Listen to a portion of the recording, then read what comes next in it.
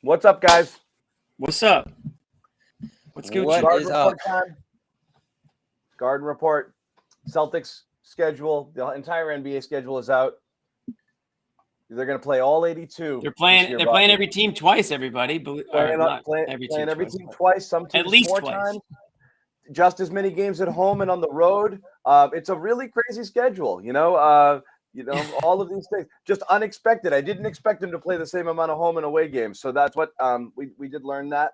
Well, Bobby went through game by game, and he's going to take us through each game and predict a winner and a loss. So we'll know exactly where they're at by game 82. That'll be a half hour. Yeah, we can do that. Hey, it's mid-August. There's an interesting quirk to the schedule, one I really haven't seen before. I don't know if you guys have, with like the way these home and road trips are lumped together. It's kind of a wacky schedule for the Celtics this year. So I don't know if it's a good or a bad thing, but I don't know. So let's get into it here. Hold on, let me take a look at it.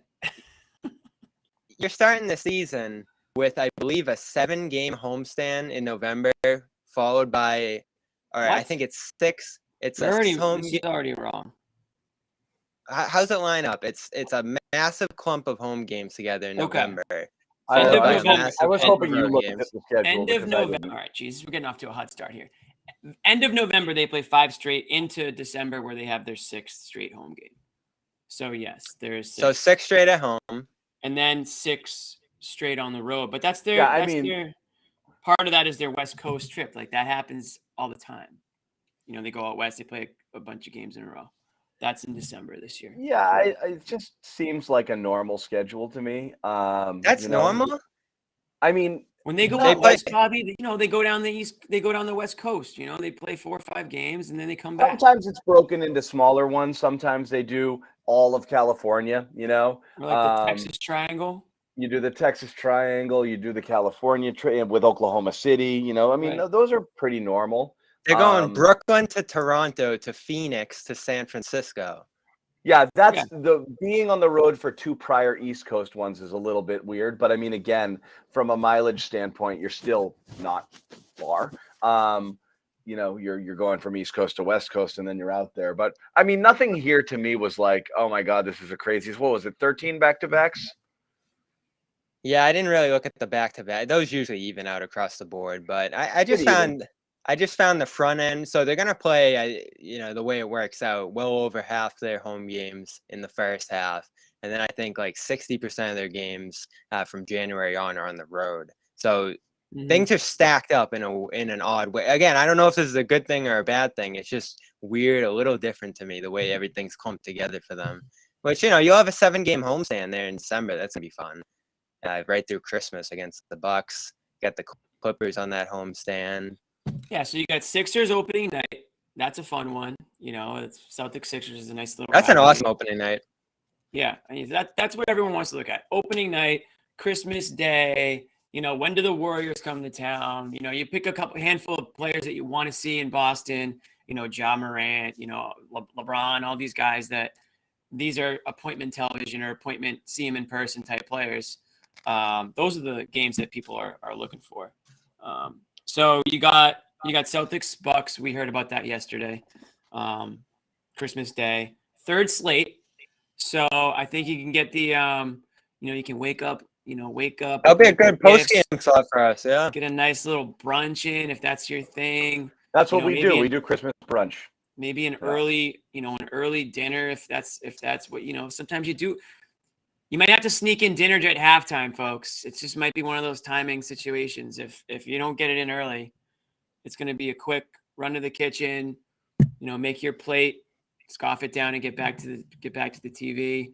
You'll probably be feeling a little buzz by then, a little Christmas buzz after some eggnog and maybe a mimosa. I wouldn't mix the 2 of those, but this is Christmas Day game. I mean, it's the NBA and Christmas Day are like peanut butter and jelly. I know the NFL is trying to hijack it now, but I think when I think of the sport that goes with Christmas, it's got to be the NBA, right? I mean, they're doing NFL. Is NFL Christmas Eve or Christmas now? I think NFL squeezed its way on the Christmas as well. Yeah, That's what I'm Yeah. saying. They're trying to take some of the shine, but Yeah, so which you they get will the because it's the dates. NFL.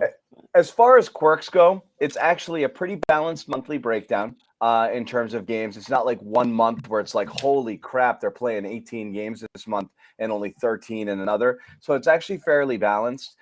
Back-to-backs, everyone's like, dude, I mean, the initial reaction, this is the funniest thing to me. As soon as people see the amount of back-to-backs they play, everyone thinks it's a lot. And then you were like, yeah, it's actually 2 fewer than you played last year. And then everybody calms down. But some nice ones too. they played 15 Florida last year and 13 this year. It's also one other thing I noticed. The second half of the back-to-backs, only 6 of them are played against teams that made the playoffs last year. So it's rare you're only running into tougher opponents. 6 out of those 13, which is a little bit better. And a few of those back-to-backs are not the home and away sort of ones. Quite a few of them are back-to-backs where you're already on the road. So it's not as bad as being home and away, right? And even some of the like the back-to-back roads can be tough, but in this situation, I mean, you got a back-to-back Clippers Lakers. Okay, so you're not literally not moving. You got another back-to-back Orlando Miami. These are the road back-to-backs. Those are easy, right? Easy. Yeah. So I mean, you're just kind of just taking either not traveling at all, or you're taking a puddle jumper from taking one Route city to the 1. next. Yeah, exactly. So Chicago, home in Chicago, then away in New York. Okay, I mean that's nothing crazy. You got a couple home and home back to back. So you got 2 Brooklyn, double Toronto, 3 double home games. Orlando, Charlotte, and then Toronto to close the year. I love that. A lot more series this year. I think that's good for content. I think that's obviously good for both teams. You get a little like series series action. too. That baseball style. They did that 2 years ago during that COVID season, and I thought it was awesome. You had some Pacers series. You get a couple podcast guests on from the other side. It's really fun. It's like a playoff feel almost during the regular season. Yeah. 4 Saturday games in January. They play every Saturday, which is kind of rare. They don't play a single Friday game in January. That's a quirk because they're a Friday.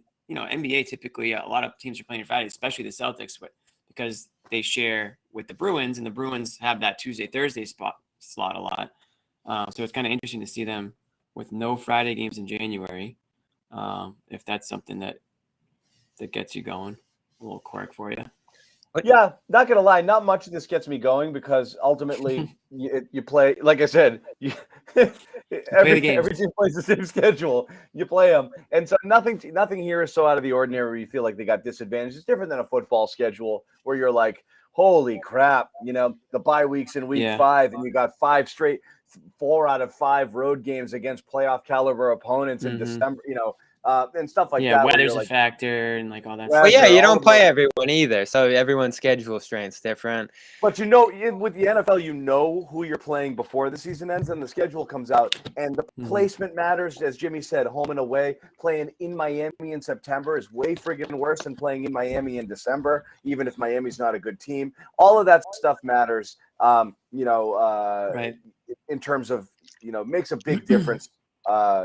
As far as your record goes, where one win or 2 wins are obviously can be the deciding factor between making the playoffs and not, or doing whatever. So basketball is fine, but people, as Jimmy said, they get geeked up about the dates. The national television stuff is super interesting because they're going to get a lot of them. So already, the positive aspect of it is primetime Tatum. You're going to get, Tatum on national TV. People are already talking about more MVP consideration because people are going to be seeing a lot of him or a lot of them on national television. That's what happens when you make it to the finals. Personally, we talked about this. It doesn't make much difference to the fans, does it? National TV or not? It's a depends where you are. If you're in Boston, doesn't really matter. If you're in LA, could be helpful. Wait, what was the question? It doesn't. I mean, it's fine. It matters to the players. It's a sign of respect, It matters to the players, though. Any players that play better on primetime, we're not looking at a Rondo situation here. Anybody who likes the big lights, the bright lights. Somebody would crunch the numbers on that, I'm sure. But I can guarantee you, I know this for a fact. Players know when the TNT, when ESPN, when those cameras are in the arena, when they come to town, they get up for those games just a little bit more. A big matchup, it's not just the opponent. It matters to these guys that they're the featured game of the night. You know, that's important. And I mean, that's not just the NBA. I think that's any sport, any competitor. When there's extra eyes on them, they kind of get a little more geeked up for it. So there's something to that for sure. I don't know specifically how these players are going to respond to it. I wouldn't say there's like we always joked about national TV Rondo.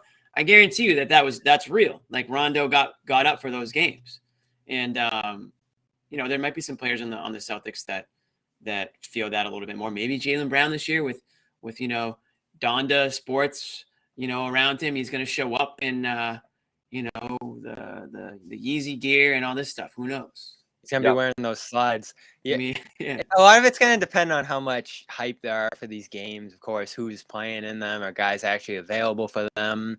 Last year, I can only really remember a handful of games that had big time hype, regular season wise, going into them for the Celtics. Like that Grizzlies one stands out to me. The Nets one, certainly, when Kyrie would come into town.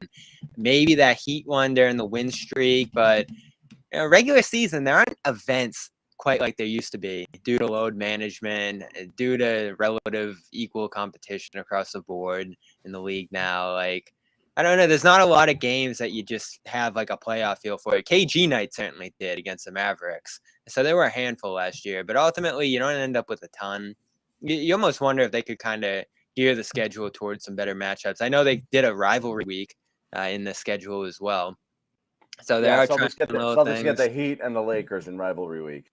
Yeah. So I didn't even know that. I didn't know they did a rivalry week. They're going to do the mid-season tournament eventually, I'm sure. So they're overdue for a little bit of a regular season shake-up, break up the monotony of it. Because, I don't know. They're really, like, John, how many games were you pumped for last year, regular season-wise? 0? I mean, yeah. Like, no, meaning like a game is a game. It's not like I can't wait to play these guys, especially last year with the Celtics. You were like, you spent your time obsessing over whether or not they were going to come out and play well. You know, they spent 40 games looking like, 40 something games looking like dogs, you know, and then, so it wasn't the opponent, it was them. That was the obsession. So it was hard to get up for a team because you just didn't know how mad you were going to get at how the Celtics played. It really was. And then in the second half, when they started playing well, it really, again, didn't matter. It was what you were hoping for in the second half was to feel good about, you know. Like there was like a Raptors game in the second half. But it wasn't the team. It was the measuring stick. You know, that's what I was more into there. We're going to bring in the professor, Sherrod Blakely, here to give his take on the schedule breakdown. Dang. Sherrod, let's first check out and see if your mic is good. It's wonderful. Yes. It's amazingly awesome. Yeah. Loud and clear. Amazingly awesome. Yeah. Amazingly awesome. Yeah. Oh, Jimmy, you're not getting an A. Not today. Well, right. tell us your thoughts, Professor. You know, well, if there's anything about the schedule that pops for you. Well, I think it's going to be really challenging in ways that right off the bat, when you look at that, you know, that early East Coast trip, and then you look at the kind of bizarre trip that road trip where they begin in like Brooklyn and then they wind up in like Phoenix or something like that. That's what I said, Sherrod. It's a weird schedule.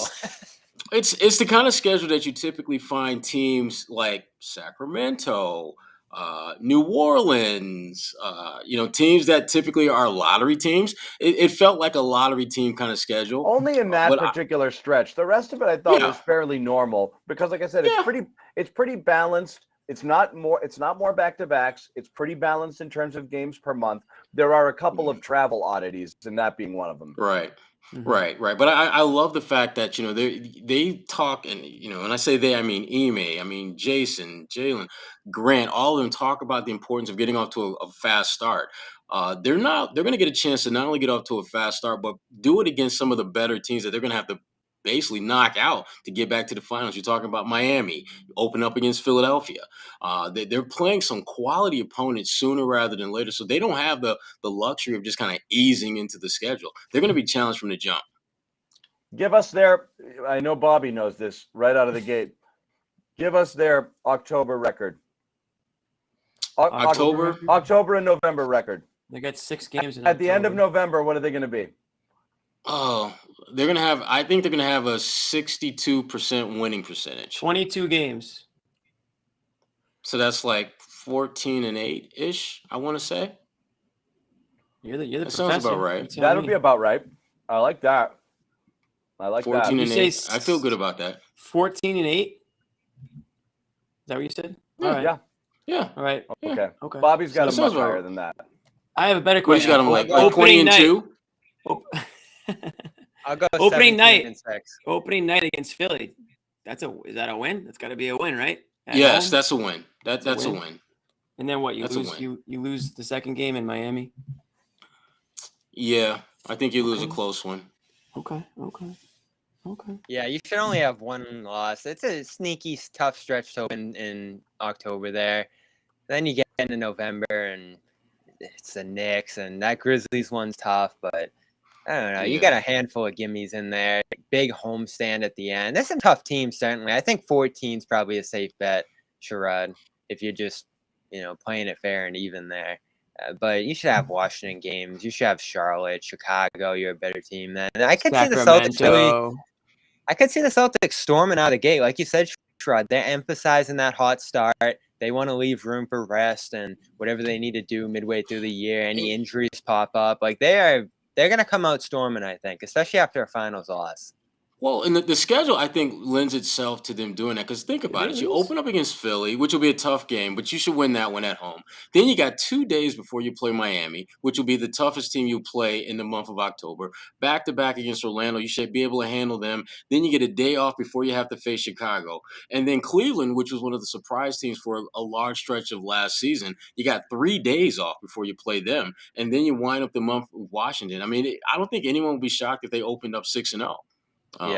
They've got the schedule lends itself to that, but November is going to be, I think, a little bit tricky. I mean, they've got games basically every Monday, Wednesday, Friday of the month. So they're literally playing every other day. You're going to have some slip up, and that doesn't include weekend games against like the Knicks, Detroit. I think Washington, they play them on like a Sunday. So they're going to, I think November is going to be a little bit tougher just because the schedule lends itself to not being conducive to just getting enough rest in between games. Well, what did we say last year? It didn't matter who they were playing. It was how they played. And how does Tatum get off to it? Tatum was dreadful to start last year, if we remember. Smart couldn't hit a shot. And there were a lot of slow starts individually across the board that piled up to lead to some blown leads there and all the disaster that John mentioned a few minutes ago there. So I don't care who they're playing. They're the prohibitive favorite in the league right now. They should be able to beat anybody on any given night. That's what's you got me interesting 82 about. and 0 then? Yeah. We got to change the name of our thread or just keep it. But the Celtics, that's the interesting thing about the Celtics. What's different about last year is the expectation is when you look at a schedule. And again, I know basketball's not NFL where you can actually look at a schedule and be like, I think, 11-6 is a perfectly reasonable expectation here. And you could probably guess a lot of teams' win-losses and who they're going to beat pretty close, not exact, but you can kind of get it. Like, these are gimmies. Here's the toss-ups. Here's the ones you should lose. Basketball is different. You're not going to win every game against every single team that you should beat. But the Celtics are going to enter almost every single game, theoretically, as the favorite. And so any loss early in the season is going to be frustrating because you're a friggin' NBA Finals team. And so they're going to be judged at a much higher standard where even a loss to Miami on night 2, people are going to be like, ugh, you start the season 0-2, which isn't crazy to think that it's possible against Philly and Miami. People are going to start getting a little, hey, what's up with these guys, So let's throw it back to last year. Expectations are real. Let's throw it back to last year. If you were looking at these teams out of the gate, it's like Knicks, bad loss. Raptors, smash them at home. Beat the Rockets. Beat the Hornets, but bad loss to Wizards again. I mean, they were horrible to start last year. Do you remember that? Yeah. Team? So it's not about the games. There. It's not about the games and the I don't want to do that again. It's how they I play. don't want to ever relive that. Well, so this is something we talked about in the playoffs. How much of the old Celtics return? Right. You worry about that sometimes with them, especially on the offensive end of the floor. Do they have all their turnover issues figured out? How's the Smart Brogdon dynamic going to work? rotations, all those different things. They have some questions to answer, and we know they'll be great defensively. They've got that down. But offensively, this team still has questions to answer, I think, and stuff to settle out to get back to being that number one team. Remember, this team was number one the final stretch of the season on offense. Yeah. That disappeared in the playoffs. Yeah, but they were number one despite having an offense that, if we're being honest and real, had limited options.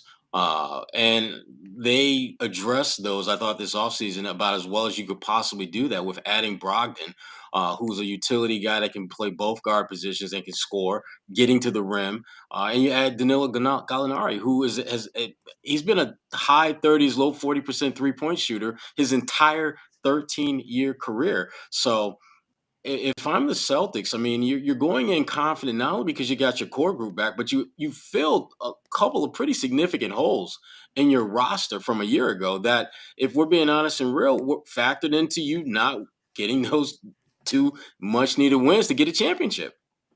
I think this will be a factor too here. And I agree with that for sure. Teams will be gunning for the Celtics a little bit, especially Miami, especially Milwaukee, those teams that probably are a little frustrated that they lost those series. They were in control at one point. So, yeah, I agree with that for sure. I'm excited for those Warriors rematches. Those will have some buzz. I don't know. Who are you most excited to see, Jimmy and John? Like, what team are you more excited than any other to see the Celtics play? It's always the Warriors for me. I mean, that's Warriors is always a vibe. Yeah. Yeah, that's I definitely. like that's the Grizzlies. Look, I love If Memphis. you're a Celtics fan and you go to one game, I would pay a couple extra bucks to make it a Warriors game. It's just different. Definitely. That's going to be a big ticket. The Memphis game ended up being a total dud this year at the Garden. They smashed them. They smashed him, and Ja was really you're right. bad early. Finished with a big stat line, but they shot. He was invisible in the first half. When the Celtics, that stretch last year where they won 22 to 25, and they were just smashing everybody, and then Rob got hurt. That was unreal. Yeah. But Ja plays like crap against Celtics in general. I mean, his worst game was against the Celtics where he had like 2 points. Yeah. So he had one of the worst 37-point games I've ever seen. You know, that second game, he ended up with 30-something, and he was a non-factor. Most of that stuff was late empty calories. But I was like seeing that. You know, I like Minnesota can be a fun team. They're interesting this year too. I love Anthony Edwards. I love Anthony Edwards. Love him. I do too. Well, those are the teams. He's got a swagger. You mentioned this earlier, John. Teams like that probably got shortchanged a little bit in the national TV conversation. I didn't want to bash the Celtics on it because, I mean, I get it. You know, like not every team is, but they're you know, it's fun to watch them for us and for, you know, Celtics fans because you're emotionally invested in the outcome. But they're generally kind of boring compared to like some of those other teams that have a little bit more pizzazz, you know, and like the Memphis. Those teams are imperfect and they're sloppy, but that's kind of the beauty of it too. And you know, they have players that can do really interesting, spectacular things. Whereas the Celtics, a little bit of iso ball, more of a jump shooting team. You know, even the additions here that they added, not high flying, explosive types of players. You know, guys who get it done. A team that wins with defense. Outside of Rob, you don't really have a lot of jaw dropping players on the Celtics. Of course, Jalen can drop a highlight or two from time to time. So he's got that in his bag. But they're a gritty team. They're a team that wins with defense, a team that wins with some isolation scoring, a lot of jump shooting. So for a national television audience, I can't imagine they're that excited to see the Celtics a zillion times. You like to see Luka. You want to see the flashy stars. You want to see Luka. You want to see Ja. You know, guys who just like, you know, do 2 or 3 things a night where you're like, oh my God, you know. And those are the ones that are fun. We might watch. Not. But the Celtics, the one good thing about the Celtics on national television is how much teams want to beat them and how many good rivalries they have. They actually do have a lot of teams with whom they have a very, very, very competitive rivalry, and those games are fun. They don't like each other. The Brooklyns, the Phillies, the Milwaukees, Miami, all of those teams want to come after them. So that is in their favor because those games can get really interesting because those teams really want to beat each other. They have familiarity. They've all been facing one another in the playoffs. Celtics just kind of, you know, knocked them all out last year. So those games are definitely fun. That's what I'm looking forward to. I need anger and I need hatred amongst these teams. That's just what I need. That's the fun part. Yeah. That's what I need. And like, I just call me old fashioned, but man, I like every time I see, player A taking pictures with player B from another team, I'm like, damn it, I get it, and I'm totally for it. I understand it's been happening for years. But if I'm a fan and I just went to war with another team, just let me pretend that you actually hate each other so that I can just totally buy into that and feed off of it a little bit. Because that's the fun of being a fan, is hating the other team, right? And really just wanting everything to go in your way and wrong for them. So yeah, I'm looking forward to those rivalry type games for sure. You know what the problem is, Jimmy? The problem is that we are all spoiled by Kevin Garnett. Because Kevin Garnett he embodied everything that fans wanted to feel in the offseason when they didn't win a championship. I hate every other team, every other player. I don't want anything to do with you. How many times have we seen Kevin Garnett, seriously, actually in any type of happy-go-lucky situation with anyone? None. Let alone, not even his teammates. Not anyone. Now After the season ended. Right. Now you see it, but you never saw that in the offseason because Kevin was locked into, look, we didn't get a damn chip. I got to be better. I got to figure out, and I don't want any distractions with that stuff. I don't want anyone to get any ideas that I'm cool with Charles Barkley or Michael Jordan or Chris Bosh or Just any of those. wired No, that way. I don't want to hear. Yeah. No, but now you got guys who you're showing up at the weddings, doing the selfies at the wedding. So I want to get into rolling that. by the blunt station on the way, and I mean it's. Yeah, are you talking about the summer of Tatum? Hold on. We're gonna get into that. We're gonna the get summer into of that. Draymond. Yeah, I know, summer of Draymond, but we're gonna get into it's. Jason Tatum is in the club. It's his first team All NBA summer, and he's enjoying it, hobnobbing with other elites right now. So that's what we have. Yeah, we are going to talk about that a little bit. I got a couple. We got to pay some bills, though. Give me 2 seconds here, guys. I'm trying to think about any last points about the schedule, but I don't think I did. I think for me, it's not so much teams. It's more like there's certain players that I really want to see in person, and that's why I look at the schedule. Like, all right, when's this guy coming to town? When's this guy coming to town? Like I love watching Luka play. I love watching. Yeah, Luka play. Everybody I think would say that. And for the average fan who obviously doesn't have the privilege that we do from time to time to see these guys up close, you don't realize how big Luka is until you're like next to him, near him. Yeah. He's a grown ass man in every sense of the word. I mean, he can play bully ball anytime he wants to in this league. He's only going to get bigger and stronger as he gets older. Did you see the picture of him? The skinny picture? Skinny Luka? From abroad. Yeah, I'm not a big fan of skinny Luka. I got to see if that's real or not. Is it? I don't have it. There's a skinny Luka pic out there. Well, last year was not a big fan of that. Last year, they said he was 275 and Zion was 315. They were saying, or something, maybe 325. I mean, you had your two starting defensive tackles in the NFL right there. My must-see in-person players right now, based on seeing them all in person, I would say Steph Curry lives up to the hype. He's just awesome to see in person. Sure. Joel Embiid, he's just a beast. He's just when he's out there, I just feel like he's just above everybody in terms of physicality and just the way he plays. LeBron is still on the list for me. You got to see LeBron in person. If you haven't, you just got to do it. You mentioned Luka. There's one more that I'm blanking on right now. But Tatum, right? Not Ja.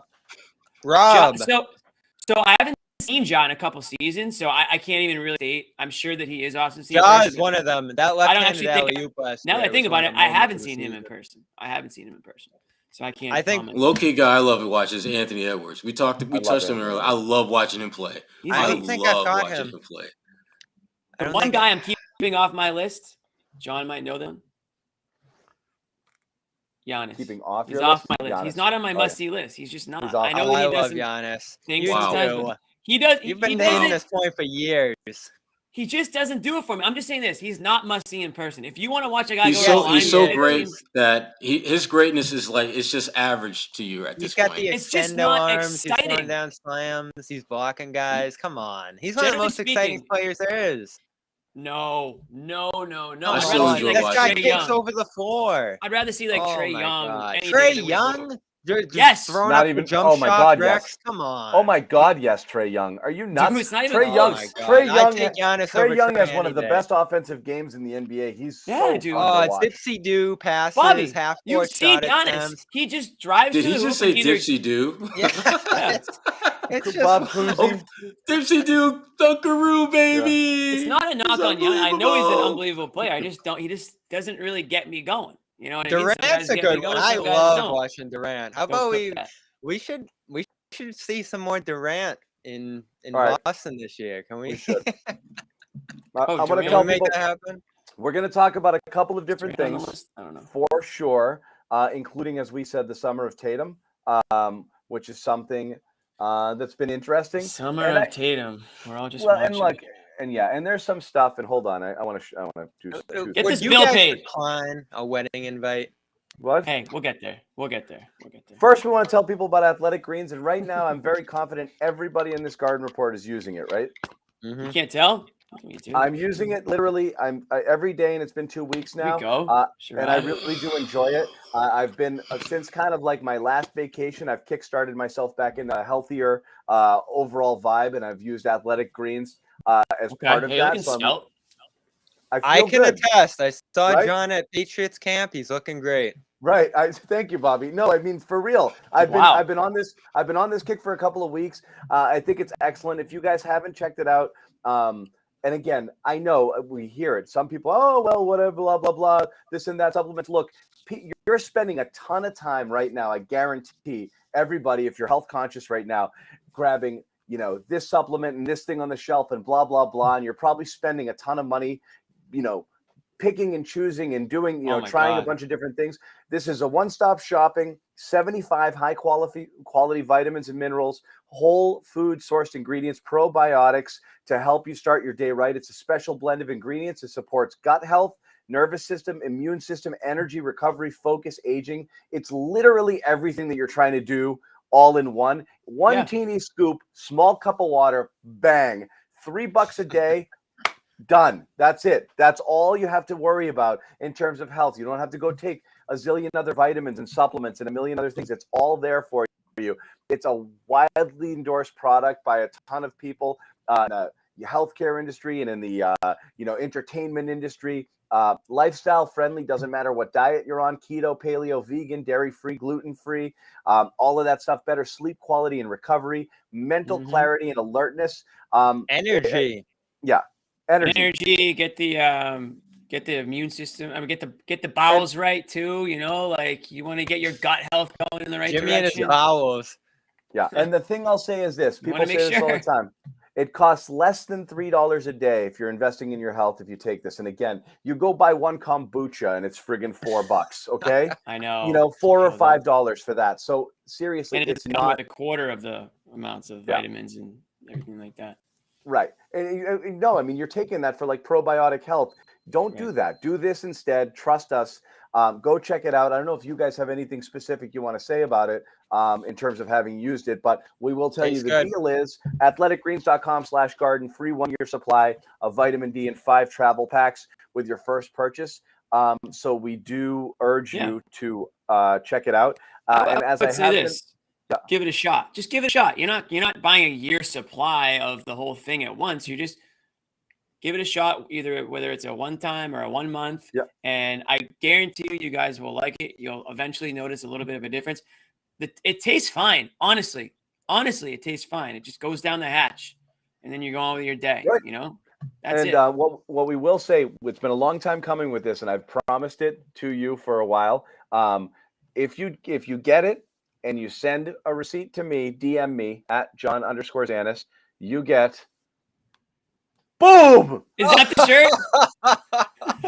Wow. Wait, we're finally seeing a shirt. A Garden Report phenomenal T-shirt. Okay? That shirt is phenomenal. I like that. Can I get one? Jeez. What do I phenomenal. This is going to be great. Okay? That is going to be great. They're all buying. They're all lined. The promo code is racking up right now. I feel like my face. Ding, ding, ding, ding, ding, ding, ding, ding, ding. Yeah, go for it. Yeah. No, Bobby, we face want to should have sell been these in the O or shirts. No, we something. want to Come sell on. these shirts, Bobby. We're going to sell the shirts, but we are going to give them away if anybody supports any of our sponsors. We have another sponsor as well we're going to talk about later in the broadcast. You support either of these sponsors, and we will send you a free T-shirt. I promise you that. There are some people out there who have already sent me some stuff. It's priceless.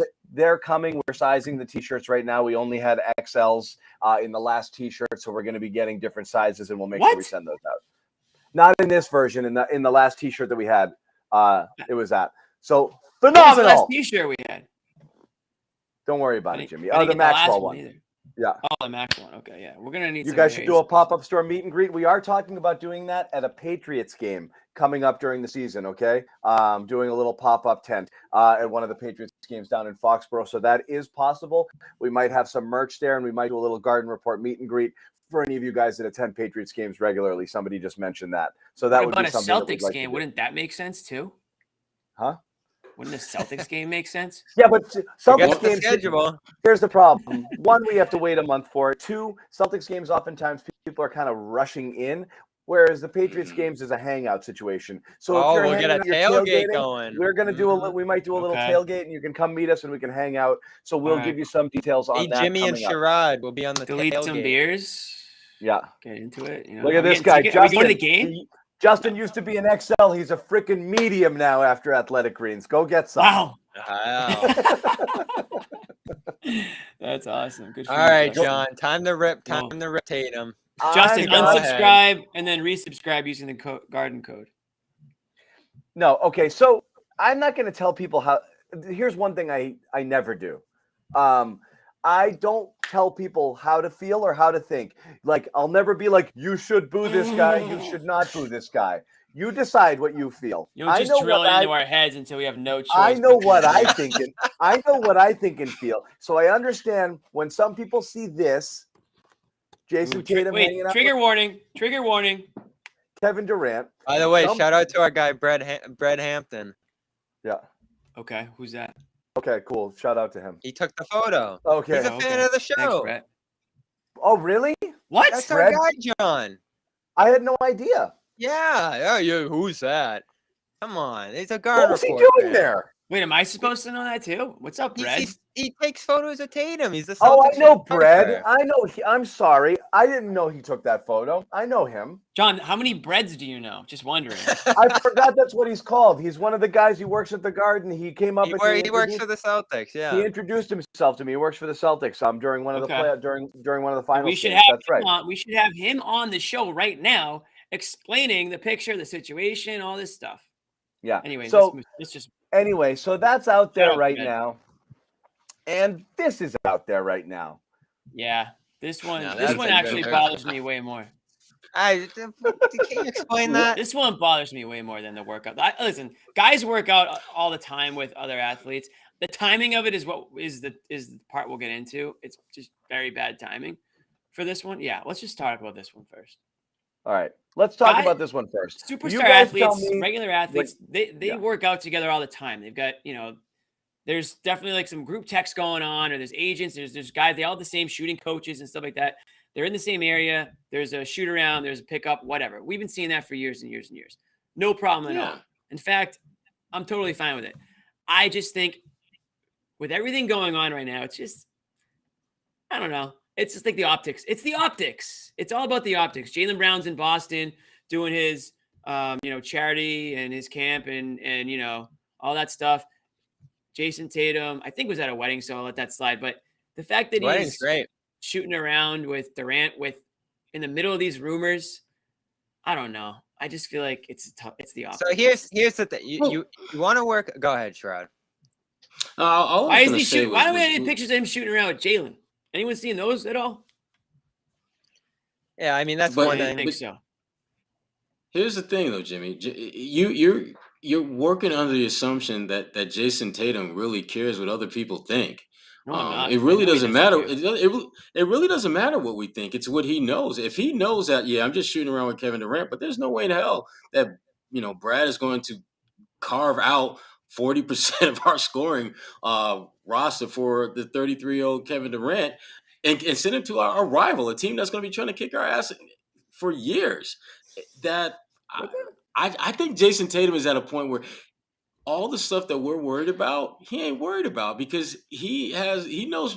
Let's be honest, he knows more of what's happening on with that organization than we do. He does, and he's acting as if he does because if he were worried about the optics and things like that, he would have told Brett, "Don't take this picture." He would have told him and strictly instructed him, "Do not So take that's this what picture." confuses me. So the Celtics are in an interesting spot right now where their story has been the Nets are putting this rumor out there to boost the price. We haven't had serious discussions, as the Globe reported a day or two ago here. This is just Brooklyn. Does that make sense to you, though? This is Brooklyn using us. It makes sense as an explanation here. The problem is if that messaging's hitting you over the head and undermining your team and maybe making Jalen feel uncomfortable here, I don't think the Celtics have done an effective enough job shutting down the rumor. Okay, you're not having serious conversations about Durant. So all of a sudden this picture's floating out of here, with all due respect to Brad, working for the Celtics, that picture's out here of Durant and Tatum showing, and it could be nothing. Like you said, guys work out all the time. This stuff happens. But that's being blasted out while every single day, the Garden Report, ESPN, the radio, everyone's talking about Durant to Boston. And boom, Tatum, Durant, chilling on Instagram. That's what I'm saying. Optics. What do you want to do? You're here saying that we're not talking about Durant. These aren't serious conversations. And then boom, Look, Durant and Tatum. Bobby, I've said this before. They're not going to talk about every rumor because that sets a bad precedent because then they have to acknowledge it because then in the event that they don't, that means that it's true. So you can't deny because then you have to deny All right, every but if you're not going to do that, don't blast out Durant and Tatum. I find it interesting, but I agree with Sherrod 1,000%. I agree with everybody in principle.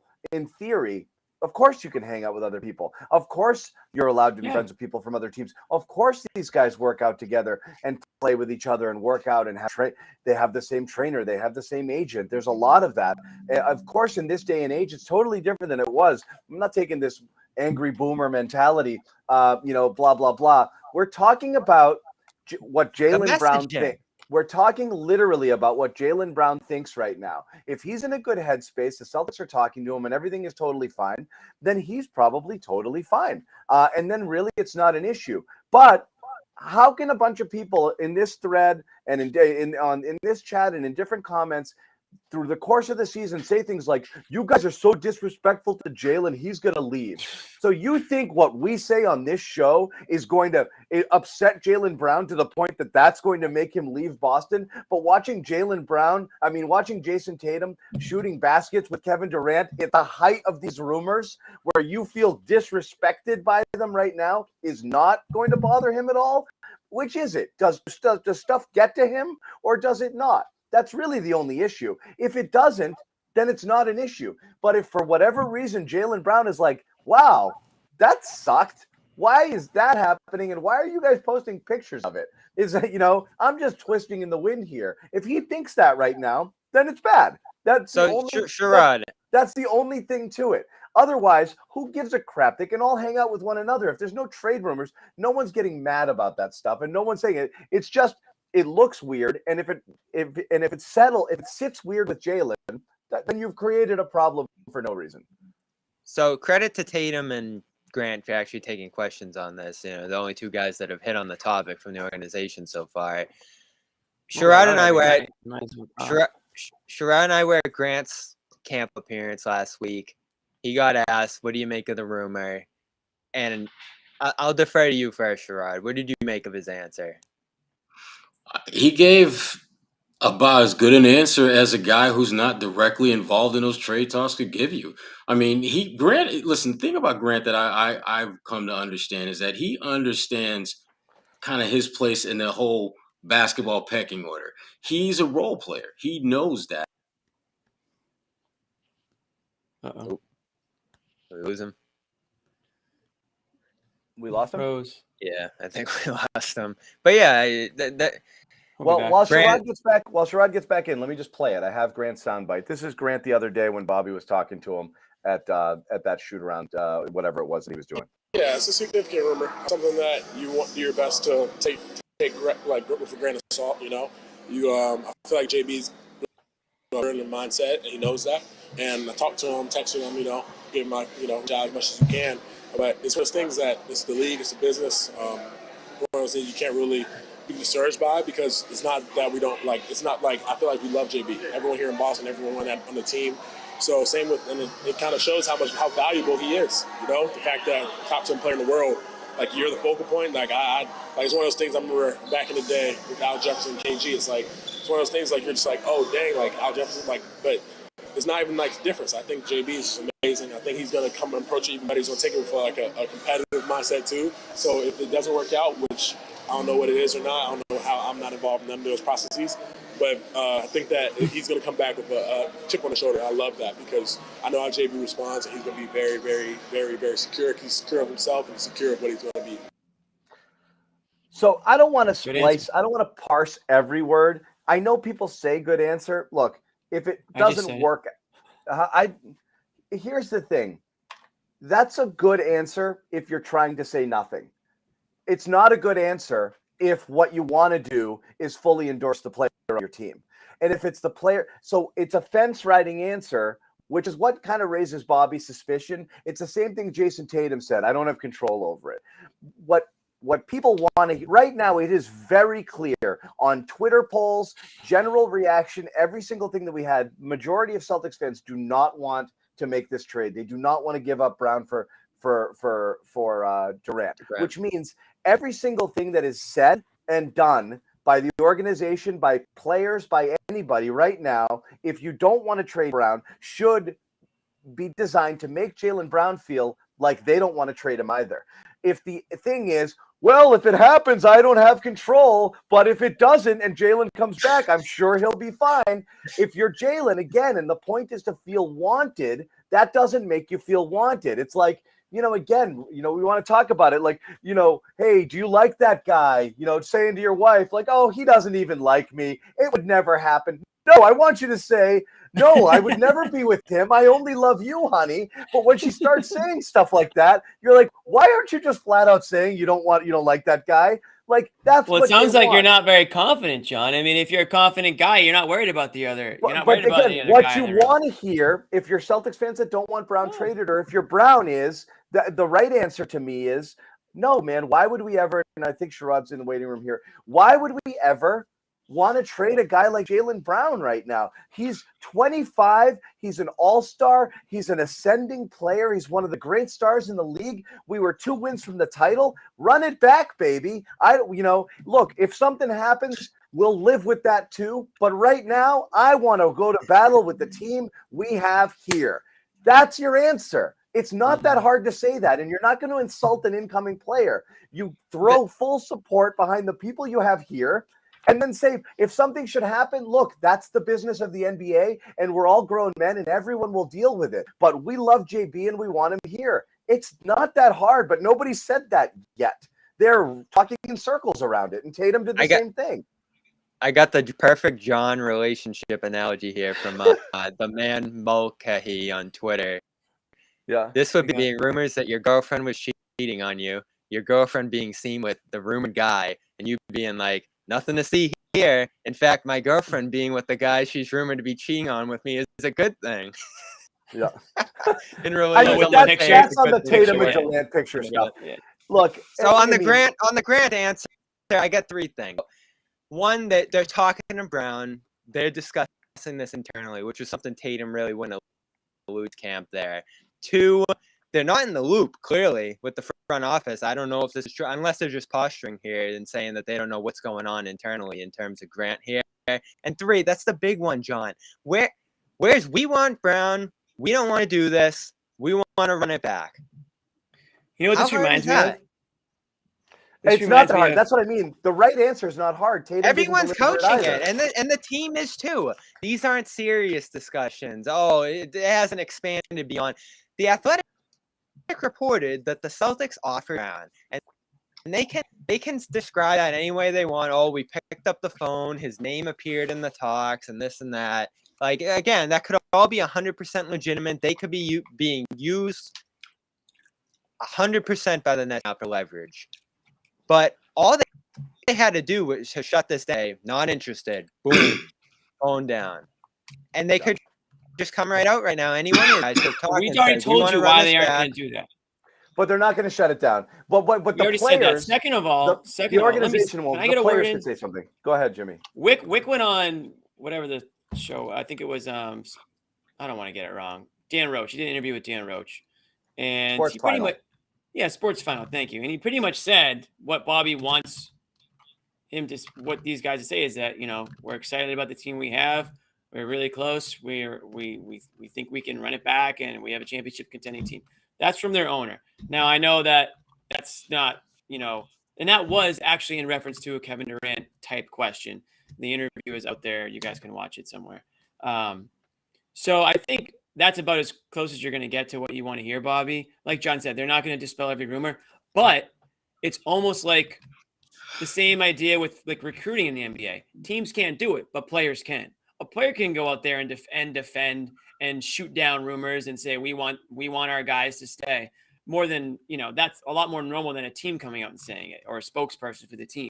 So that's kind of what John's point is. And I would agree with that. I mean, if these guys really want to show 100% their support, they might come out and say it. You know what it reminds me of?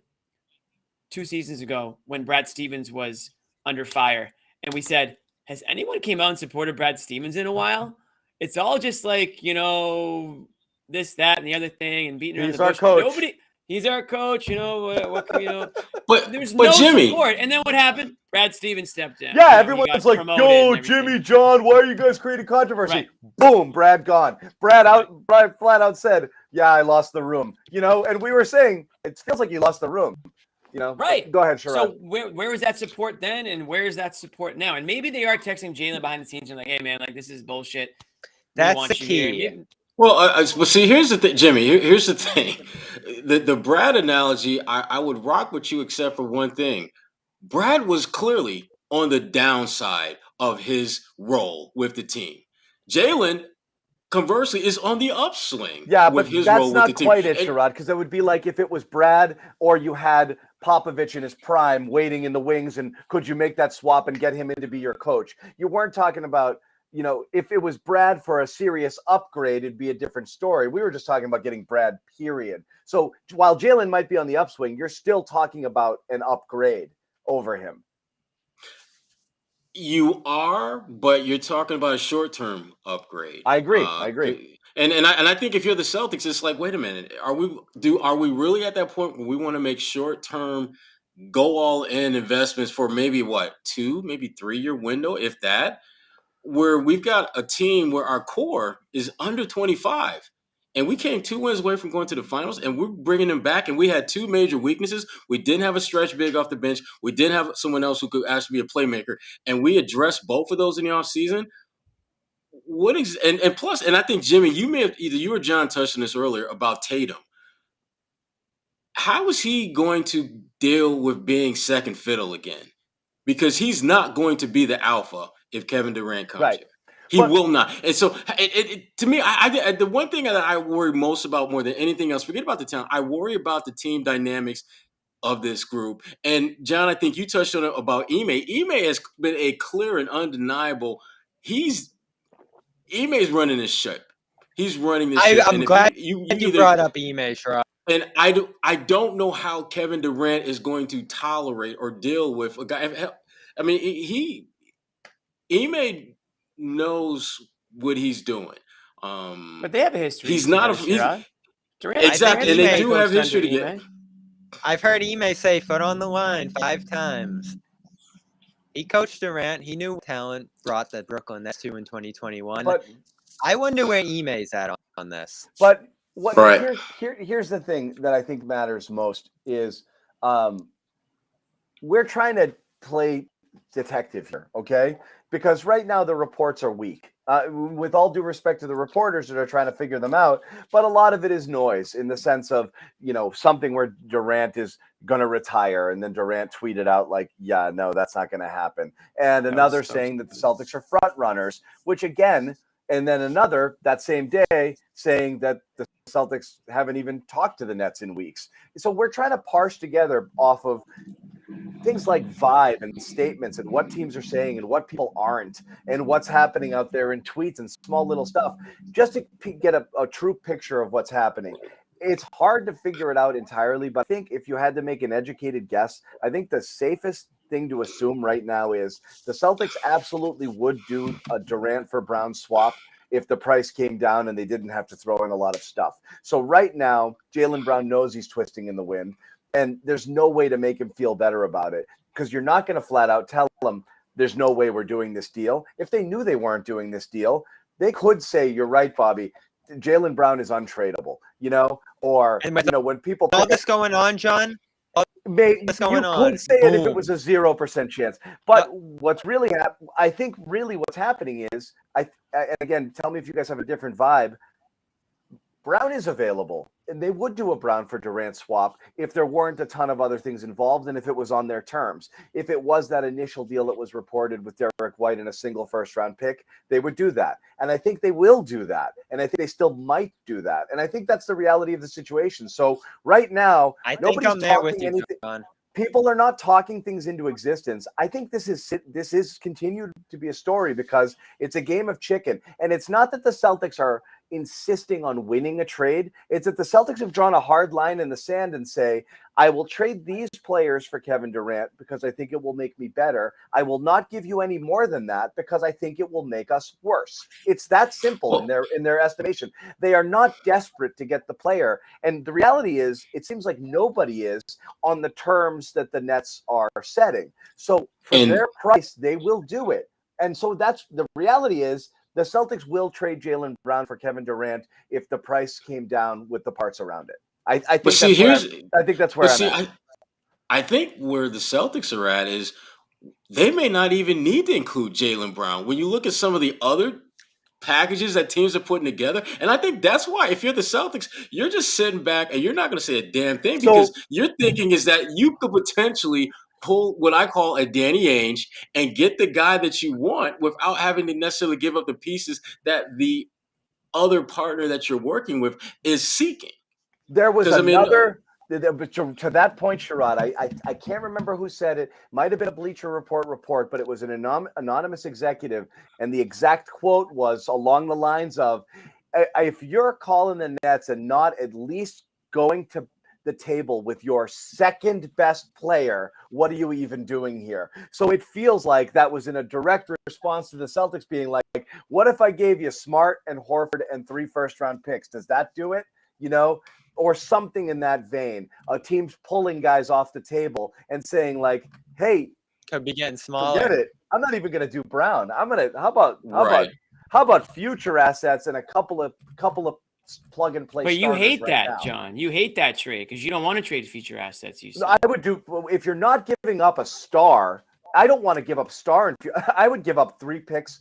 I would give up the 5 first-round picks. But it's not happening. And any 2 players if it wasn't Tatum or Brown. If you didn't have to give up Tatum, Brown, or Rob, the Nets could pick any package of players and picks, and you do that deal. You don't even think about it, right?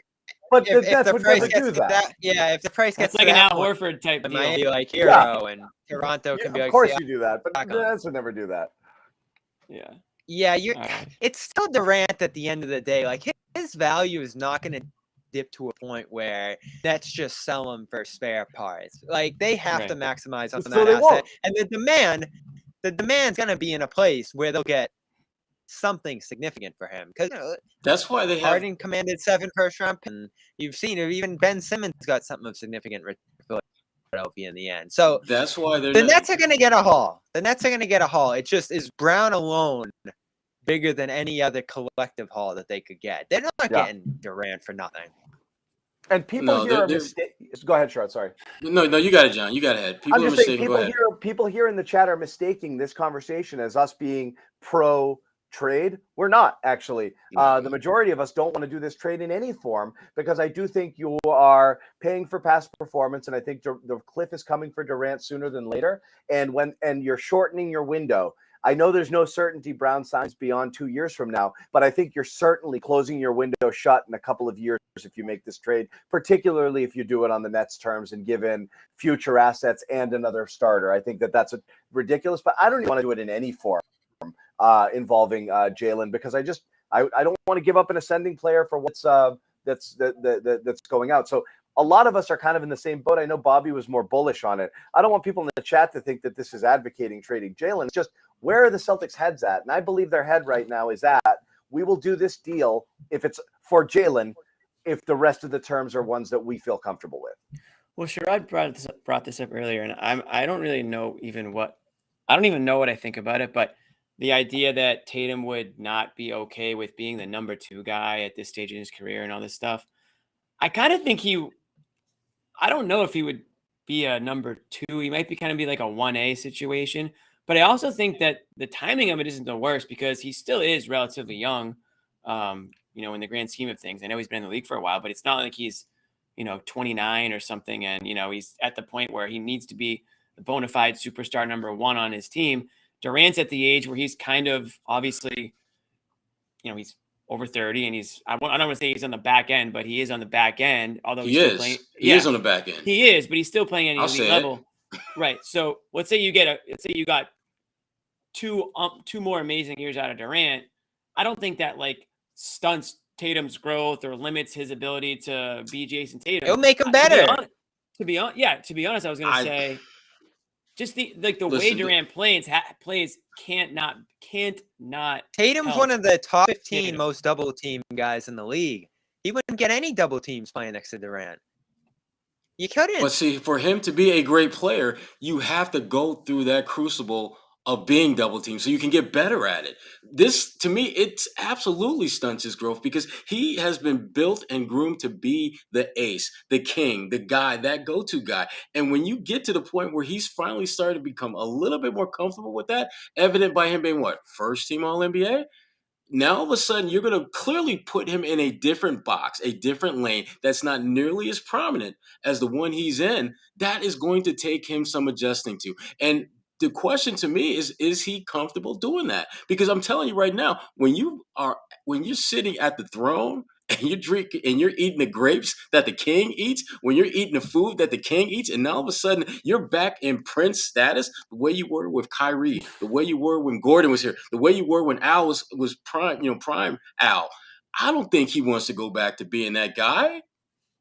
The reason I think not, the reason I disagree is, I think at this point, Tatum would view it as, this isn't the best analogy, but more of a 2 alphas rather than a 1A, 1B. I think he'd view it as Kawhi and Paul George. We're 2 superstars. I'm first team All-NBA, and Durant is, Durant. And the 2 of us together, and view it more as like a partnership rather than I'm going to take the back seat for 2 years next to this guy. We don't have to dream about it. We saw it in Team USA. And I think Durant would, right, exactly. And Durant would kind of be that. Durant speaks glowingly about Tatum and has for the last couple of years. He's not going to be coming in and being like, it's me and not him. I actually think Durant would probably come in here and be like, this is the guy who's going to be the star. I don't think he's going to, I don't think that would be the vibe at all as far as Tatum is concerned. I do agree with Bobby. It would alleviate a lot of pressure. It's really it is a lot about the window and when that cliff comes, if it comes. But if it, well, hold on. We're gonna talk a little more. We gotta get one more of these in. We want to tell people about Calm. Yeah, it's Calm. Yeah, it's Calm. Freaking Calm. You can't not Calm. Calm down. Sorry. Comment section. We everyone's got to calm down. We're not. Everyone go to calm.com/garden right now if you're freaking out. Just go to it. Poke around. I'm gonna let Jimmy do the Calm read and then roll right into his point. Okay. So I'll start off by saying calm.com/garden can receive 40% off a Calm premium membership. I don't know if you guys can hear this, but this is nice. Yeah, we can hear it, Jimmy. This is the great outdoors. Just put this in your surround sound speakers at your home. You close your eyes and just go out to the middle of the wilderness. Breathe in, breathe out. Detach yourself from the world for a bit. It will take you there. And it's not just, listen, guys, it's not just a soundboard, okay? They've got sleep stories. They've got meditation. They've got words of wisdom. If you're looking for a little pick me up or you want to think differently about something, I want to pull up my profile for a second. You guys think I'm joking? While Jimmy's pulling it up, I just No, want it's to right tell here. people. It's right here. Yeah. Yes, if you can see it. These are my stats right now. 77 days. Can you guys see this? Yeah. 77 days, 71 hours I have used this app. Okay. 124 sessions. I'm not joking. I use this app. It's a good app. 27 You can mindful days. You can use it at night. You can use it in the morning when you wake up. You can use it after work if you're trying to come down. It's just a good place to sort of reset your mind a little bit. Get yourself in the right. We talk about calm. This podcast has got to be the healthiest podcast going. We're giving you guys options to better yourselves, and calm.com is one of the main ones. So calm.com/garden, 40% off a Calm premium subscription. 40% off is a good chunk of money, folks. And this app is worth it. I'm telling you. Again, just try it for a month. If you don't like it, then you don't like it. If it's not for you, it's not for you. I guarantee you'll like it, though.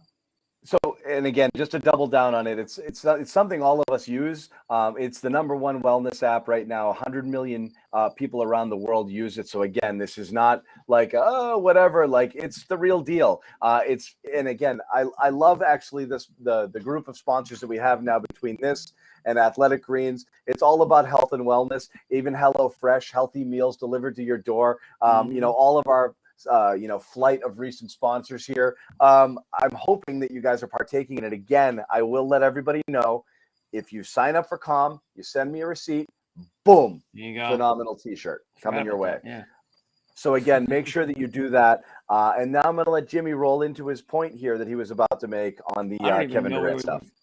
Yeah. I think I said everything I wanted to say about it. We were talking about the Tatum and the pairing when we jumped into Calm. Yeah, I mean, my whole thing is, if you believe that Kevin Durant can be a good role model and be a good leader and can be all those things that can rub off on. You still got the crickets going, I think. Oh, I do. You're right. Sorry. See, I don't even notice. It's just one of those things. We don't want people falling asleep the last few minutes of the show. I was gonna say. I think Durant is that. I feel very relaxed right now. The reason why so many people aren't in on this Durant trade is more, in my opinion, because they don't like him as they don't like him. It's not because he's not a great player. It's not because he's not a superstar. It's not because he can't help you even win a championship. Because he's hard to root for. Because he's bounced around. That's why I'm out, Jimmy. He's right. So that's about his leadership. Right.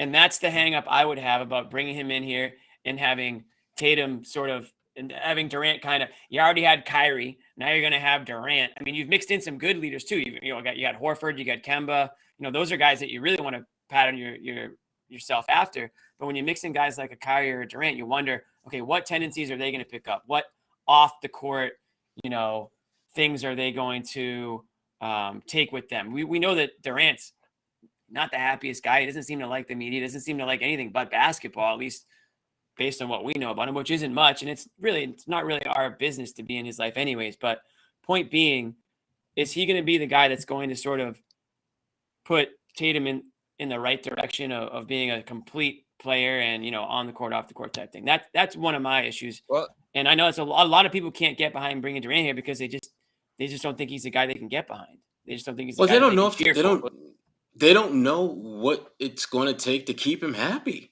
Right. I mean, and that's valid. It sounds really simple, but it's like, you're in Oklahoma City. Your team comes damn near close to winning an NBA title, similar to what the Celtics were this past year. And not only do you leave, but you leave the team that just whipped your ass in the finals and go to Golden State. And so then the thinking is like, okay, he's all about championships because he went to the one team that clearly is built to win a championship. How is he going to fit in there?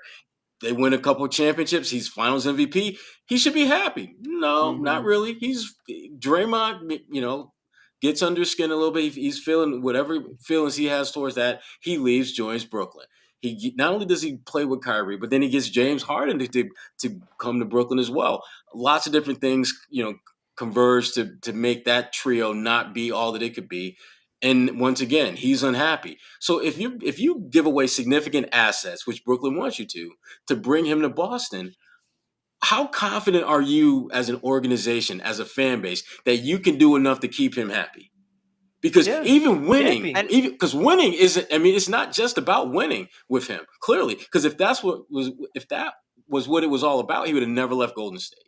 Yeah. So Right. you just don't know what it takes to keep him happy. And if I'm the Celtics, I'm real leery of going chips all in on this dude because I don't know if I'm going to get a significant return, and it won't be anything that I've done to piss him off. He could literally just not be happy that I still whatever can't his get reasons may over. be. Have you ever seen anybody torch 3 seemingly, at least on paper, good to great situations in a way that Not like Durant him. has had? OKC was a whisper away from being the next like a finals team and the You next could see it. dominant team in the Western Absolutely. Conference. They were right on the doorstep, and he left. Then they go to a place that honestly I don't think they would have lost.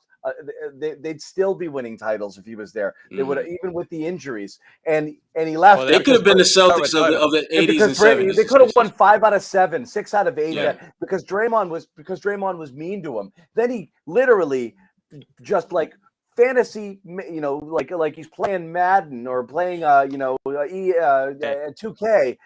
Constructs his own team in Brooklyn. 2K constructs his own team in Brooklyn. Picks his coach, fires the old coach, does whatever he wants, invents players, brings them all over, and builds his own team. And then I hate everything here. Yeah.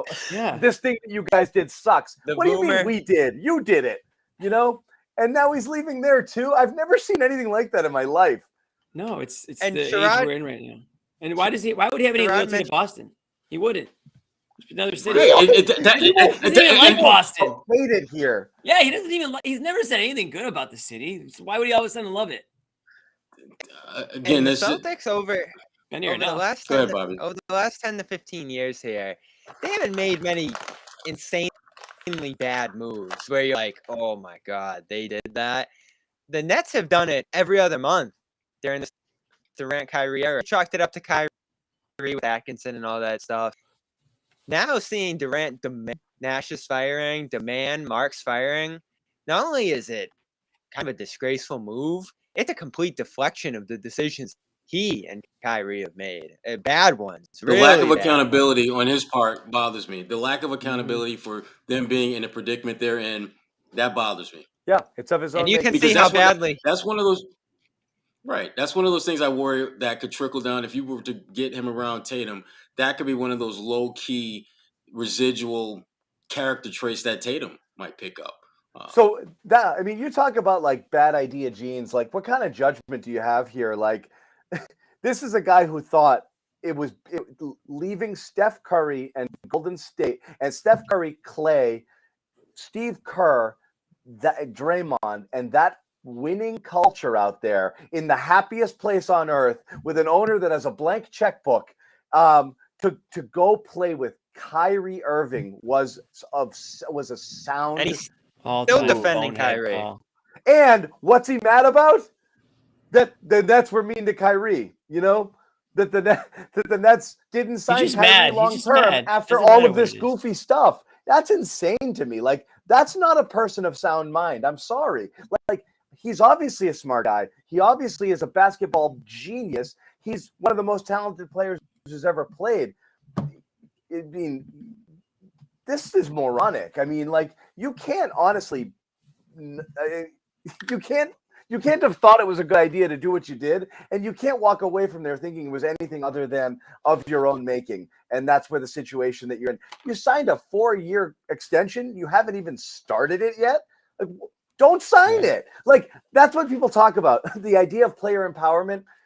Should they be able they're to just dictate signing where the they deals. go? You can. Here's the thing. If you want to dictate where you go, sign 1 and 2 year deals and then just keep jumping from place to place to place. Could have been a free agent this year. Don't sign long-term deals with the team that can pay you the most money and max you out and then say, I want to go. If you That's want what these agents are telling their players to do. If you want flexibility, keep signing 1-year deals. And then every year you can go somewhere else. Fine, do that. So that's interesting. That's interesting because one of the news of the week, sort of an underrated story here in terms of this, because it does look like Durant's headed for a holdout in training camp, and who knows how long beyond that. Ben Simmons got his money back. So? Some amount of it.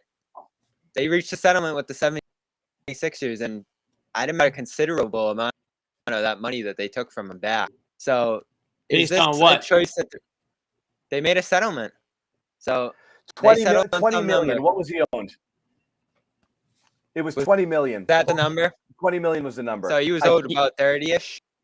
33. He got 20 million out of 33. 20 out of 33. And he didn't play a game. Damn.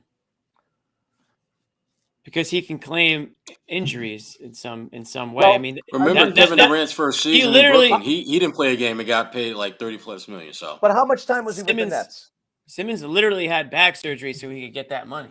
He's like, I gotta really sell this. 2 man, to months? get But that's this the thing. paycheck, dude. stop, Over the Jimmy, knife. stop. Just a He quick was under one, Nets though. control for what, 30-something games? So really it was Yeah. under Philly for 50 games. Under those 30, it was technically an injury. So yeah, but still, he got a good bit of that back. Yeah, Well, I don't he think had that it back will be injury. Yeah, I think the Nets were paying him while he was there. So Yeah. that was the holdout that he ultimately Man. got back. So it's gonna be interesting if Durant's holding out. Silver hasn't been strong on this. Like it's We haven't. gonna get You're interesting. assuming here. he's holding out. We comes haven't out of heard contract. anything about that though. We haven't heard that he's gonna hold out. Well, what was the report from Stein? He'll rather retire than play for the Nets Well, again. No, but he Although he Durant tweeted tweeted out that. that was nonsense. Yeah. Yeah, that Yeah. was bogus. is. That whole thing was bogus. That was crazy. Why report stuff like that? I mean, he's not going to retire, even if If somebody you read wanted the that article, out there. I went back and read it after, and the way he wrote it, he wasn't actually reporting that. He was basically he included it in his article to state how ridiculous it was to think that would happen. Yeah, But yeah, by yeah, doing so, he allowed people to like cut it out and make it a report sort of thing. So it really was unnecessary for him to include it, other than to just add it to the story. But yeah, there's no way Durant's going to retire. I don't know if he's going to hold out either, though. I mean, is that what you think, Bobby? He hasn't wavered in his stance, so he's gonna give in and play for them because that's what they want, right? They want to run this back and pray that he gets convinced. And for some reason or another, there is no seeing him right now. If he decides to hold out, that is only going to lower his value in the eyes of other teams, which means the deals that Brooklyn is getting now that they don't like, newsflash, it's only going to get worse. Yeah. And if you're the Celtics, that's great to hear because to me it's a double win. One, it's a division rival who's going to be weaker without him playing. Two, if you decide to put a deal on the table, you can dictate it in a way that you could not have done that in August or July or whenever he decided that he wanted to be out. Your deal is going to be less, and then the deals that they get from other teams are going to be less. And you could potentially, like I said, make a deal for him if Brooklyn gets desperate enough to where you're giving them pennies on the talent dollar. Well, I'll say this. This is where I would agree with And- Bobby. If this once the season starts, you can't have this distraction if you're the Boston Celtics. You really do have to commit one way or the other before then. You can't go into the season with this. Imagine they training haven't camp ruled coaching out. it like they have. That's what I'm saying. So like right now, I'm fine with it.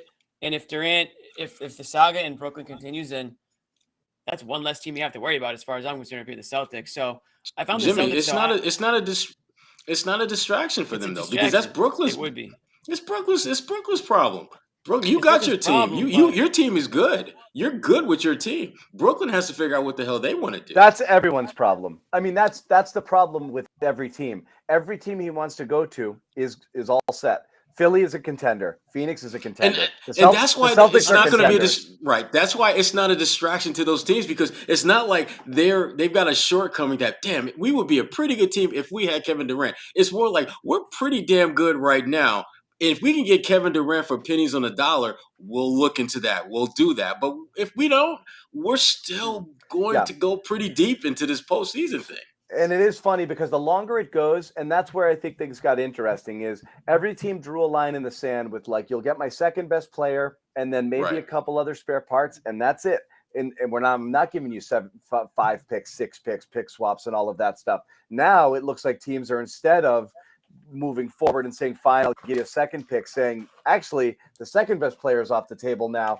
I'm just going to give you the future assets package, and you guys can live with that. And now Brooklyn's like, no. Jalen was good. Jalen's good. I'll do Jalen. This. Jimmy's so right, though, John. At some they're point, moving in the wrong. Brooklyn's moving in the wrong direction because all of those teams, what they're not, they have no leverage because all of those teams are perfectly satisfied with the rosters they have, to the point that they're not going to blow them up for this one guy. They won't do it. So everyone's like, yeah, I'll give you Ayton, this guy, and a pick. I'll give you a Hero and a pick or two. I'll give you Jalen White and a pick. That's it. I think that's as good as it's going to get. If this deal gets done, I don't believe it's going to be an offer where everyone's going to be like, whoa, they gave a ton. I don't think so. And you know what one of the because if someone problems, wanted it bad enough, they wouldn't wait around to get beat. They wouldn't. Right. The low key problem for Brooklyn that, and I don't want to get into a long diatribe about it, but Danny Ainge kind of screwed Brooklyn again when he got all those damn picks for freaking Rudy Gobert, not Gobert, Gobert. Brooklyn's like, wait a minute, Kevin Durant is like 10 times the player that Rudy is, and we can't even get like 2 first-round picks unprotected? We can't even get like a one-time All-Star? And the Nets traded all their picks, so they need to get them all back. They traded 7 picks in the Harden trade. So they can't even tank right now. They have to stay competitive, and they have to get picks back. Exactly. They're screwed. They're screwed. Yeah. They are. They're totally screwed. It's another week and another Garden Report where we kind of continue to kick the Celtics, the Kevin Durant thing down the road. Not a lot of movement on it. John, because we're looking at Durant and Tatum together on Instagram, and the Celtics still haven't ended it. So, like Jimmy said, I love what Jimmy said to end the show there. When Trey can't hit, not over yet. Stevens needs to podium and say, "We're done. This is our team." He doesn't have to say that. That's a lie. No, you don't say that at the beginning of the season because you don't know what the hell your team is going to look like when they start playing games. Going to hang over your team all season. Like this is not going to. Remember 2019 with Anthony Davis. What Jimmy said earlier was you have to assume Jalen Brown and the Celtics are in constant communication. So Brown knows where he stands right now. So the rest is noise. Where things get confusing is people think like the noise only exists in the media and talk shows and podcasts, and it's not. It's probably real. To what extent, we don't know, but it's a real thing. There's a possibility Jalen Brown gets traded for Kevin Durant. That's not made up. So it's going to linger. The Celtics are letting Jalen Brown know what's going on as best as they possibly can. But I doubt they're flat out telling him there's no way we're trading you. So he's already informed. The situation, John.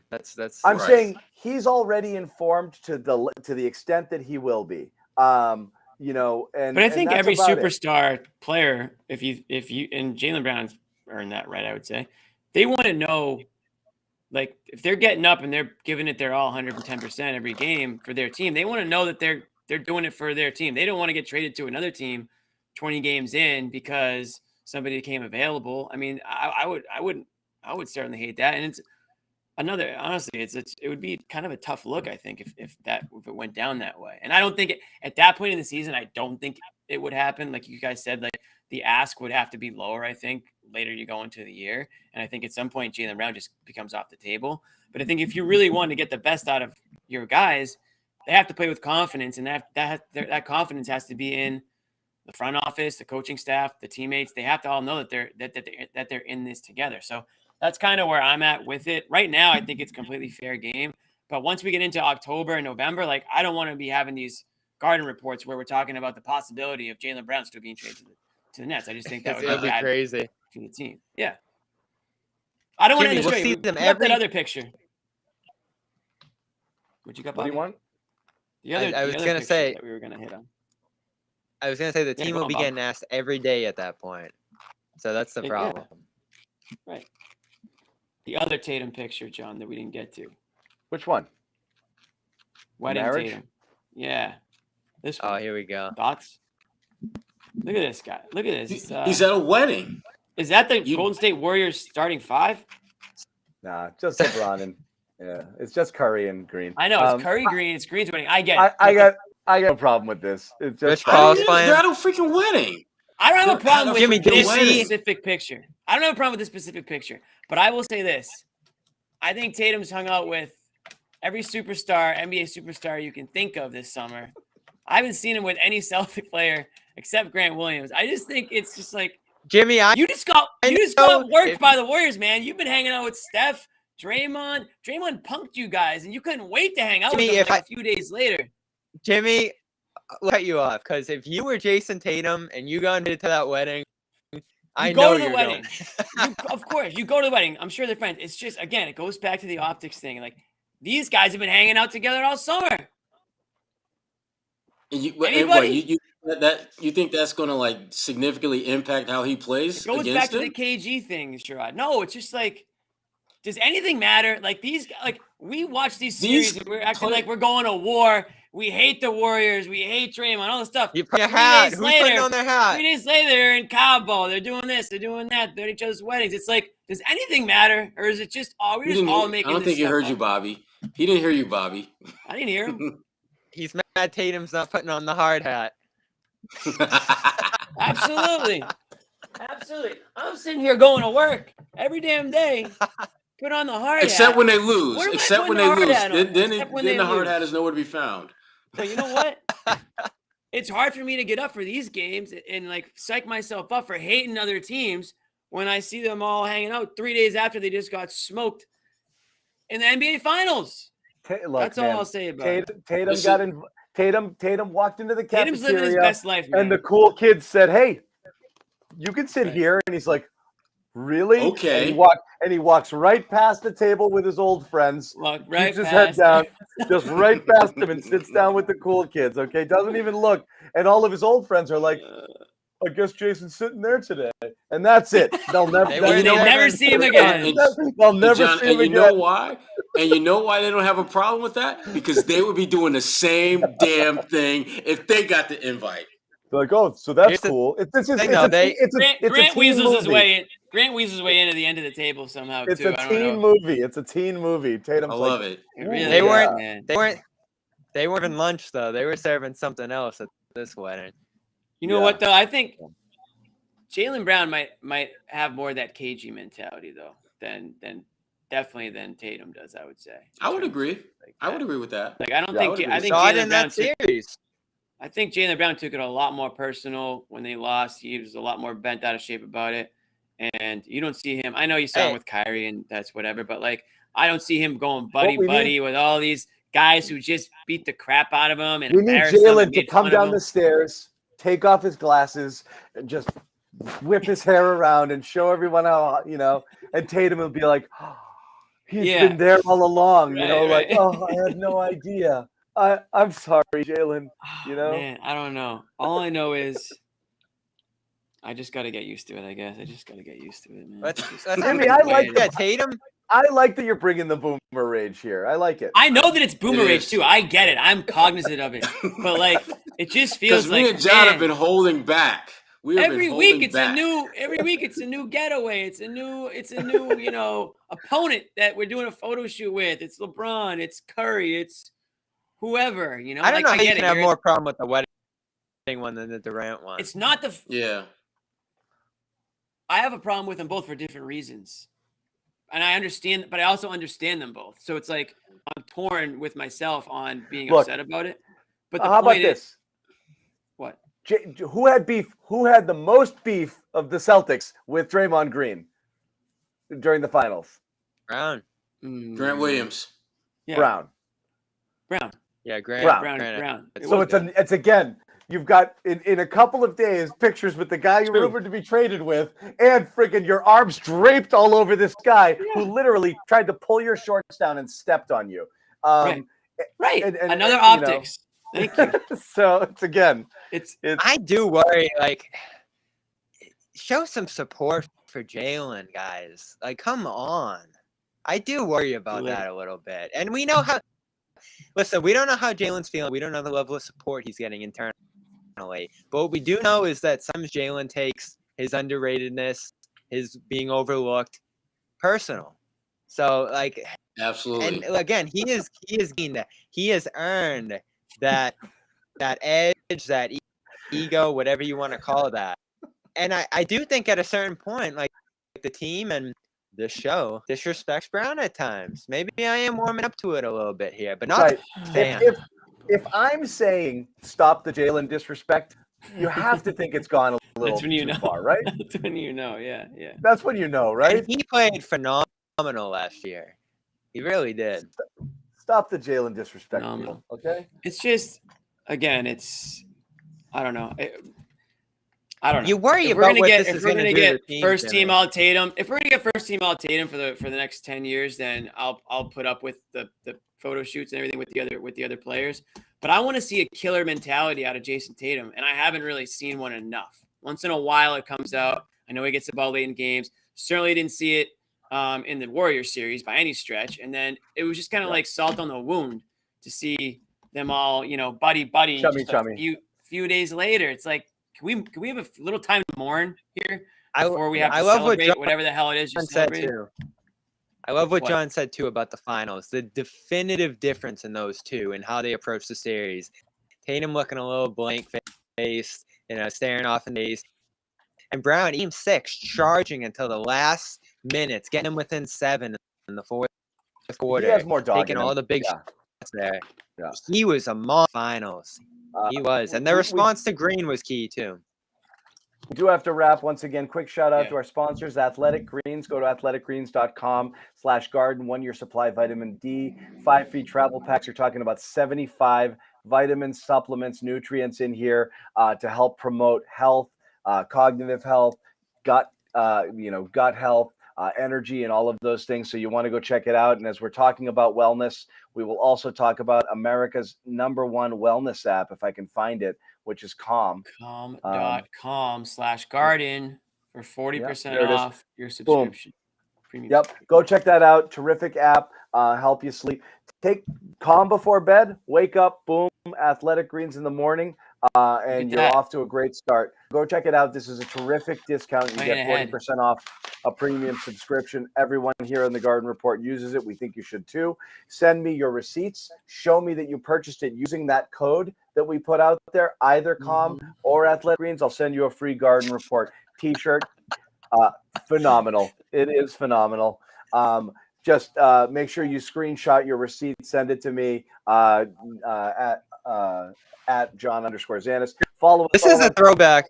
Yeah. This is a throwback joke right here before we get out of here. Oh, wrong one. We might need a t-shirt of this. John on the bike way back when. Yeah, right. Dyke watched it a long time ago, but that's a good throwback. With my shorts, with my jammies. Now we're gonna start one. Anyway, thank you guys for hanging out. We went a little long. Schedule's out. We'll be back probably next week doing another show. So look for that. Follow us all on Twitter, Celtics CLNS as well. Subscribe to the YouTube channel. Turn on your notifications. Looking forward to the start of the season. Hopefully we've got some real news to talk about next week. But chances are we're going to be talking about more Durant stuff because it is what it is. Yeah. We're going to do a couple of one-off segments as well before the season, and we'll start to preview the season as well. An episode that is coming, I promise. We're going to relive and revisit some of our worst from last year, and there were many. We will bring those back. How much time do we have? Oh my God! But again, thank you guys for hanging out. Thanks, Sherrod. Make sure again, Sherrod, give them the website. fullcourtpress.bulletin.com. Also, the A-List podcast. Our next episode should be dropping either tonight or tomorrow. We talked with Keith Pompey of the Philadelphia Inquirer about the season opener and just kind of looking ahead to just the schedule that just released and just some of our takes on that. It's one of 82 games, apparently, according to Gary Washburn, but which I take umbrage to. That's classic Gary. We kind of get into it a little bit about that. But check out the latest edition of A-List Podcast with myself, Kwani A. Lunis, and Gary Washburn, and our special guest, Keith Pompey of the Philadelphia Inquirer. Pompey is great. If you're gonna be following Sixers news, that's who you want to follow out there. He's the man. Yeah, fullcourtpress.bulletin.com again, if you guys want to know about it. Again, make sure you subscribe to all of our stuff. that's it. Boom. Celtics All Access YouTube channel. Check that out. We'll see you guys next week. Take care. Peace.